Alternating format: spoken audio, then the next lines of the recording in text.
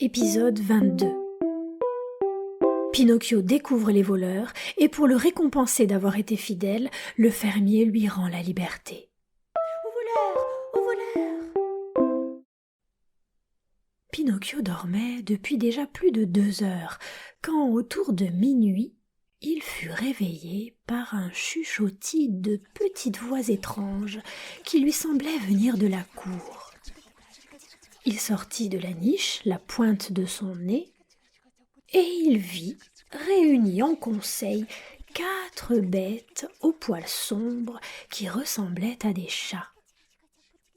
Mais ce n'étaient pas des chats, c'étaient des fouines, ces petits animaux carnivores qui raffolent des œufs et des jeunes poulets.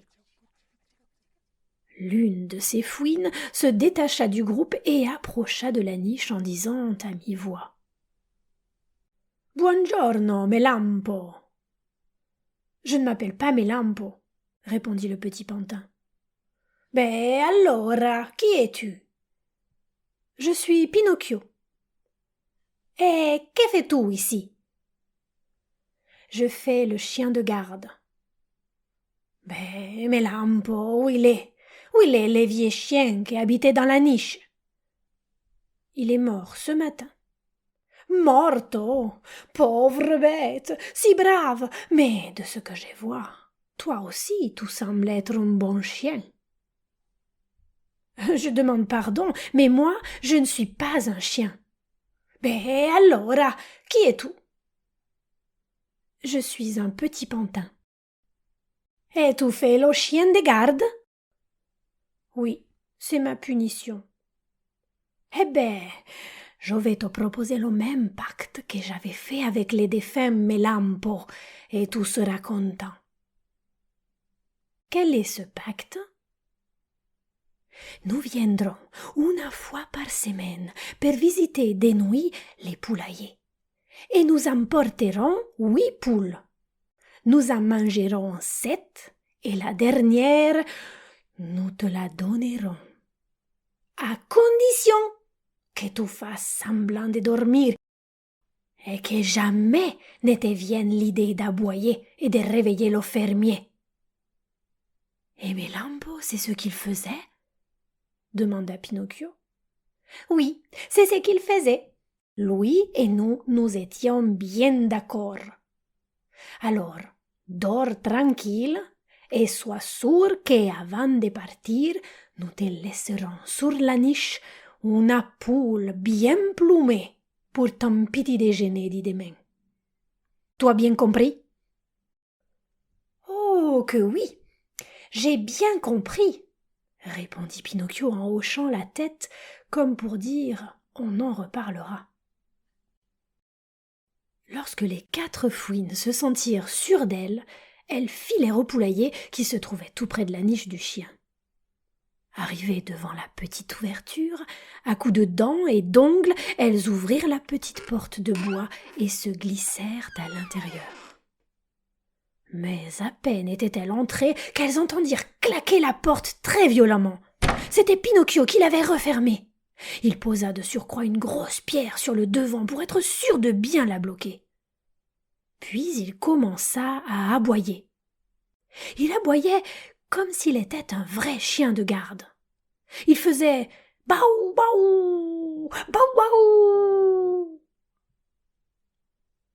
Quand il entendit cet aboiement, le fermier sauta hors du lit. Il prit le fusil et se penchant par la fenêtre, il demanda « Qu'est-ce qui se passe ?»« Au voleur, au voleur !»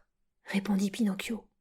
« Où des voleurs? Où sont-ils ?»« Dans le poulailler. »« Je descends de suite. » En moins de temps qu'il ne faut pour le dire, le fermier était en bas.